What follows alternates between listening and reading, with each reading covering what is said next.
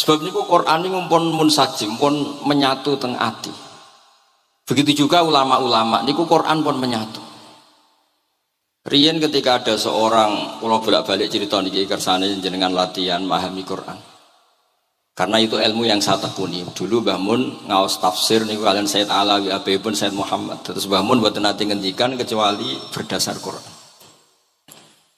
Niku riyen tiang riyen niku wonten napa mawon niku itibare kalian Quran. Harun Ar-Rasyid niku nate ditamoni tiyang ustaz. Cara sakniki radi mlete. Ya Khalifah ya Amirul Mukminin, ini nasihun lak.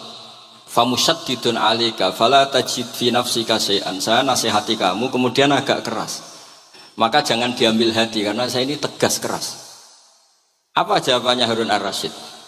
Inna wa ta'ala arsala man huwa ahsanu minka ila man huwa asma'u minni. Wa ma'a dzalika qala ta'ala faqula lahu qawlan layyina. Allah Ta'ala itu ngutus orang yang lebih baik ketimbang kamu. Maknanya Nabi Musa ke orang yang lebih jelek ketimbang saya, yaitu Fir'aun. Itu saja ada aturannya. Faqula lahu qaulal layyina. Kamu maka harus halus. Makanya pas sekali tadi dawuhnya Habib Abdurrahman kita niru Wali Songo. Wali Songo itu membawa Islam itu ringan. Wong yang biasanya keimangan sesajen, dhisik dikakno setan, saiki dikakno tangga. Wis pokoke terus dhisik dungane jampa-jampi sing menawa ana sing dihukumi syirik saiki ditahlili. Dene tahlil kok iso diarani syirik ya terlalu la ilaha illallah kok syirik ku piye ku. Wong la ilaha illallah itu kalimat yang orang kafir saja menjadi muslim karena nglafatkan. Lah saiki gara-gara la ilaha illallah diwaca pitung dinane mayit wong dadi musyrik koyoke rada aneh. Teori itu mboten ketemu akal. Akhirnya nggih gampang mawon, tidak merubah kultur yang ada tapi diubah. Napa? Diubah. Jenengan kula ceritani Rasulullah Shallallahu Alaihi Wasallam niku tidak merubah adat jahiliyah secara ekstrim. Tapi Rasulullah niku mengemas dengan kearifan. Kula tak cerita sithik, kenapa Nabi dipilih dari suku Quraisy? Suku Quraisy itu gak ada tradisi saya. Kalau ingin menikmati perempuan itu ya nikah. Sehingga ketika Nabi dianggap aneh-aneh dakwah itu kata orang-orang Quraisy, Muhammad kalau kamu ingin aneh-aneh itu karena ingin nikah. Kamu seneng siapa? Zawasnaka. Kamu saya nikahkan. Sebab itu disebut adat-adat itu kamu saya nikahkan. Bukan saya carikan perempuan, bukan kamu saya nikahkan. Sebab itu adat-adat Quraisy yang termasuk di lem gitu.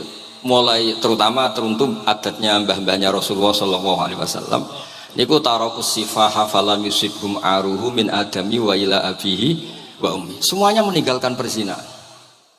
Hafidhul ilahu karomatal li Muhammadin abahul amjada saunal ismi.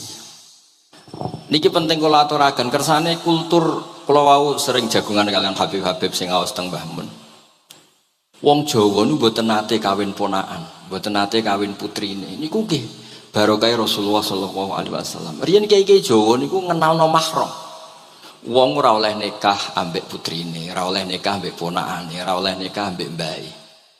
Sehingga wong Islam Indonesia niku mun dadi konsensus. Oh ya.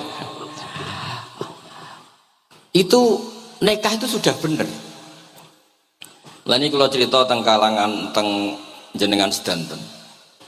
Ijtihad ulama itu mau tidak mau harus kita dengar. Niki kalau mau khatam mungkin kalau beri contoh beberapa. Niki termasuk yang didawakan beliau. Al-anbiya mastaharu illa bil ilmi wala adharu sya'nahum fil wujud illa ilmahum.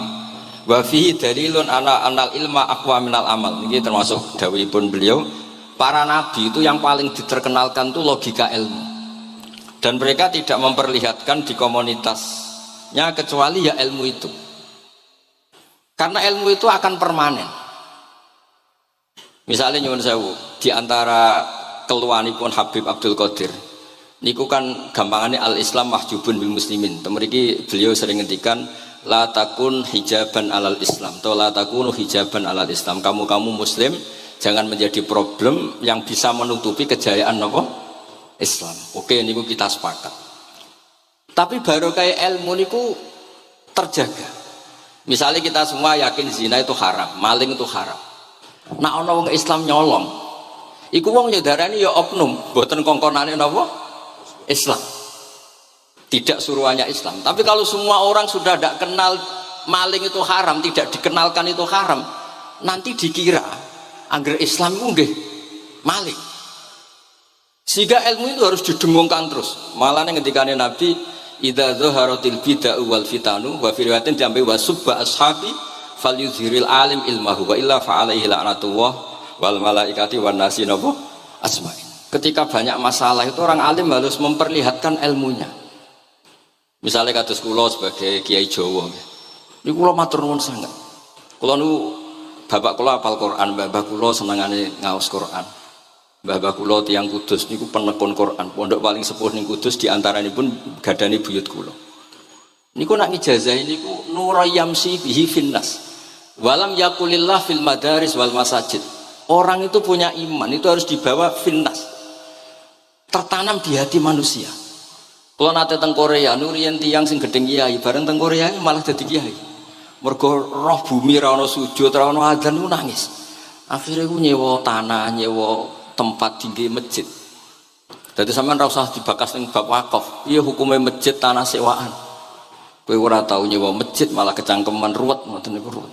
Pokoke pira-pira ning Korea wonten persewaan rumah damel napa? Dipakai apa?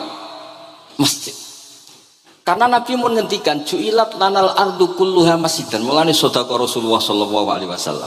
Di antara khawasi hadhil ummah niku semua tanah itu bisa dipakai sujud. Tiang Eropa baru kayak bal-balan niku ya akeh wong sujud. Riyen teng Eropa niku wong sujud kangelan gara-gara dituku Sulaiman Fahim teng stadione wonten masjid. Mbah mun nak cerita aku tahu salat ning Real Madrid. Dulu sampean cocok ra cocok, sampean ora usah khawatir.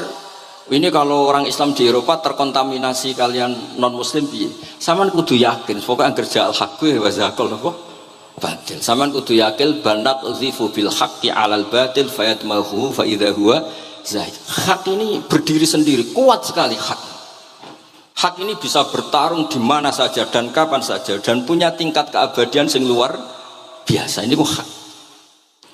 Ketika ada sekolah-sekolah perbandingan agama, kemudian kita menawarkan konsep Tuhan. Tuhan kita adalah wajibil wujud. Tuhan kita tidak pernah tidur, tidak pernah ngantuk, tidak pernah ini itu. Tuhan kita ada sebelum apa saja. Tentu konsep Tuhan ini lebih rasional ketimbang yang lain. Artinya kita menjual Islam itu dengan likaum yakin, dengan logika sing luar biasa. Sebab itu Quran nak ngajari kita. Nak ngenyek Fir'aun, ngenyek Namrud. Kul ara'aitum ma tad'una min dunillah. Ketika orang kafir menyembah berhala Alata, Uzza, Hubal. Aruni madza khalaqu minal ardi am lahum syirkun fis samawat. Apa reputasi mereka sebagai Tuhan? Apa melok gawe bumi? Apa pas aku gawe langit urun semen? Yo ora melok gawe ujug-ujug dadi pangeran. Ndak ikut menciptakan kemudian tahu-tahu jadi apa? Tuhan. Tapi uniknya ini ceritanya kitab Ithaf itu karanganipun Said Zabidi. Ini lagi-lagi dukung Habib Abdul Qadir tentang ilmu. Kenapa orang Islam disuruh baca sholawat Allahumma sholli ala Sayyidina? Itu Said Zabidi cara ngendikan begini. Islam itu ada. Itu setelah Nabi Isa dikultuskan seperti itu. Diangkat sedemikian rupa sampai dituhankan. Tapi Islam ingin umat Islam itu mencintai nabinya. Caranya gimana? Dilatih sholawat. Allahumma sholli ala sayyidina Muhammad. Allah tetap pemberi. Nabi Muhammad apapun topnya, apapun hebatnya, tetap yang diberi. Sehingga yang Tuhan jelas Allah, kekasihnya yang bernama Muhammad sallallahu alaihi wasallam. Artinya mencintai nabinya, tapi tidak akan kecelakaan menuhankan nabi. Karena posisinya jelas. Allahumma Allah pemberi, nabi penerima.